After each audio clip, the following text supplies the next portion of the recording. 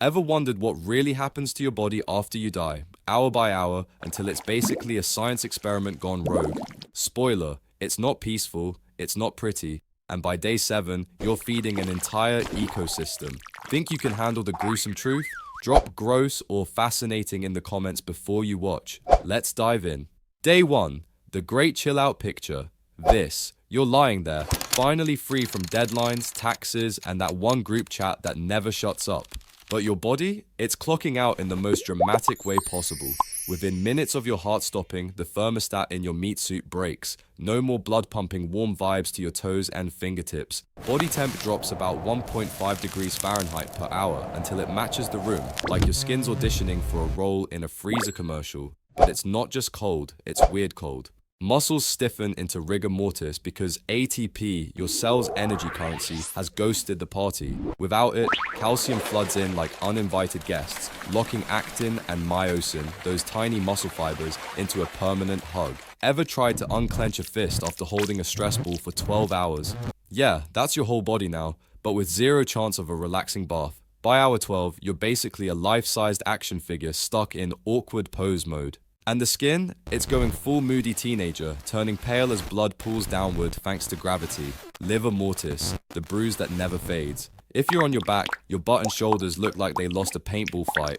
Flip the body too soon and the pattern shifts, which is why forensic folks treat liver like a timestamp. Basically, your circulatory system is throwing a tantrum in your honor, screaming, "I quit," while the rest of you just chills. Day 2. Autolysis party. Your cells are throwing a rave now that the bouncer, your immune system, clocked out.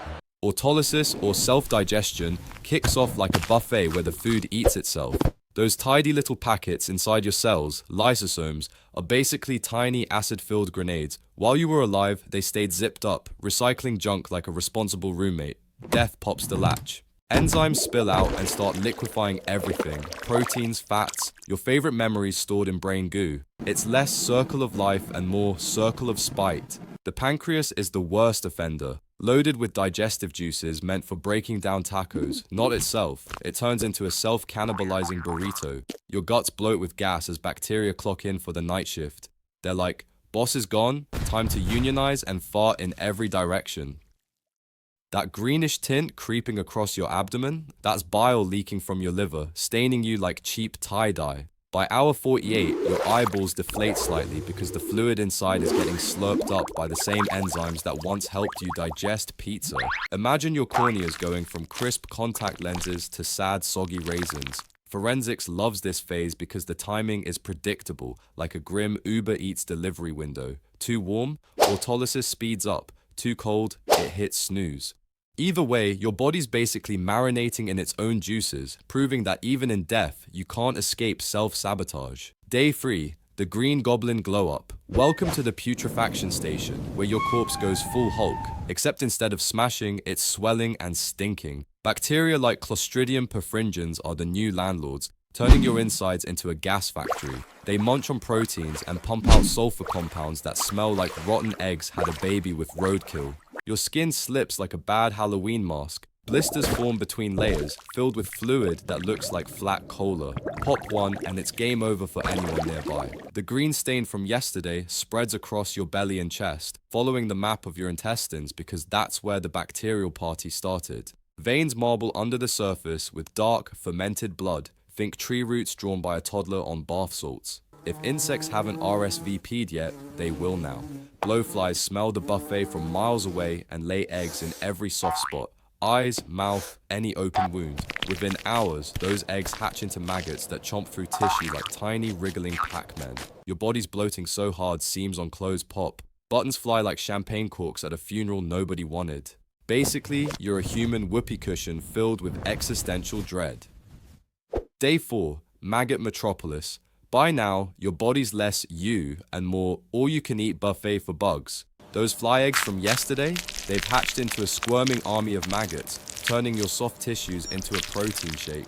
These little wrigglers secrete enzymes that dissolve flesh like acid on styrofoam, slurping it up through their mouthhooks. It's not pretty. Think thousands of rice grains with appetites, crawling in waves across your face and torso. Forensic entomologists clock this stage like a twisted stopwatch. The maggot species and size can pinpoint time of death down to hours because bugs don't lie about their schedules. Your skin's splitting open from the pressure, releasing that pent-up gas in foul bursts, putrid confetti for the underworld. Fluids leak out everywhere, a mix of liquefied organs and bacterial soup, staining whatever you're lying on. If you're outdoors, beetles and ants join the party, scavenging the scraps while wasps hunt the maggots for their own twisted picnics. Indoors, the smell hits nuclear levels, alerting neighbors or unlucky pets. Your hair and nails might seem longer, but it's an illusion. Skin shrinks back like a bad facelift, exposing more root. Science calls this active decay, where up to 60% of your mass vanishes in a week, courtesy of microbial munchies. Bacteria multiply exponentially, turning sugars into acids and fats into soaps. Yes, corpse wax is a thing later on. It's evolution's recycling program on steroids, breaking you down to basics. Ironically, all that life you hosted, trillions of gut microbes, now runs the show, proving you were always just a fancy apartment for bacteria. Your brain, already a puddle, neurons firing their last chaotic signals in a farewell glitch. Day 5, the deflation station. The party's winding down, or rather, deflating like a sad balloon animal. Maggots have chowed through the easy stuff, and your body collapses inward as gases escape through new openings. Nature's way of saying, time to slim down. What's left is a flattened husk, skin darkening to blackish brown as hemoglobin breaks down into iron sulfide. Fluids pool around you in a grim halo, rich with ammonia and other delights that could fertilize a garden, and sometimes do in body farms where scientists study this mess. Bones start peeking through where flesh has melted away, but they're not going anywhere fast. Skeletons can last centuries. Your teeth, those enamel warriors, remain pristine, mocking the rest of your decay. If buried, soil microbes and fungi take over, slowly nibbling at collagen. Above ground, scavengers like vultures or coyotes might scatter parts, turning you into a puzzle for detectives. The odor shifts from sweet rot to musty, like wet cardboard forgotten in a basement. This is advanced decay, where the pace slows but the transformation amps up. Adipocere might form in moist spots. Grave wax, a soapy layer from fats reacting with water, preserving chunks like creepy soap sculptures. Basically, your body's trading its former glory for a role in the ecosystem, feeding the soil one molecule at a time, because even in death, you're the gift that keeps on giving. Day 6, the skeleton sneak peek. Ever wondered what happens when the bug buffet runs low? By day 6, most of the squishy bits are gone, leaving your frame looking like a half-assembled IKEA skeleton. The maggots have matured into flies and buzzed off, abandoning ship after devouring the bulk of your muscles and organs. What remains is tougher stuff, tendons, cartilage, and skin that's dried to leather in dry conditions or turned to slime in the wet. Bacteria slow their roll as the easy snacks vanish, but fungi and molds move in like opportunistic squatters, painting your bones with fuzzy abstract art. If you're in a coffin or cool spot, mummification might tease its way in. Desiccation, where moisture evaporates faster than a bad date ghosts you. Your body shrinks further, wrinkles deepening into crevices that could hide spare change. Outdoors, larger scavengers like rodents or birds pick at the remnants, scattering bones like confetti from a morbid piñata. The smell? It's mellowed to earthy decay, like compost that's seen better days. Forensics shifts focus here. Hair falls out in clumps, but roots cling on, offering DNA for cold cases. Your gut's microbiome, once a loyal crew, has fully mutinied, contributing to soil enrichment below. This phase whispers the start of skeletonization, where soft tissue bows out and hard parts take the stage.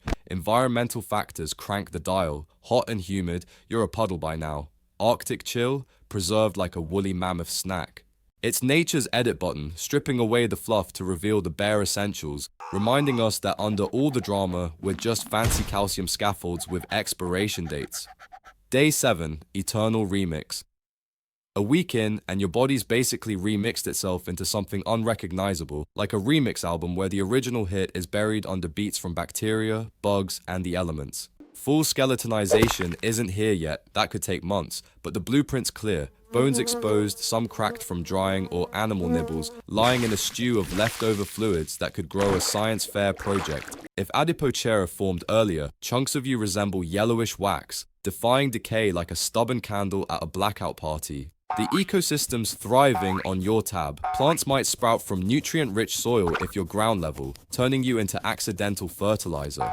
Indoors or sealed, the process drags, but mold colonies throw their own rave on damp surfaces. Your teeth and bones hold court as the last survivors, etched with life stories, wear from chewing, breaks from that one skateboarding fail. Science geeks measure volatile fatty acids in the soil to timestamp your exit because even dirt tattles. In the end, it's a cosmic recycle bin, atoms from your coffee breaks and Netflix binges scattering to fuel new life. Basically, death's not a period, it's an ellipsis leading to whatever sprouts next. That's all for today. I'll be making similar videos in the future. Subscribe to see them.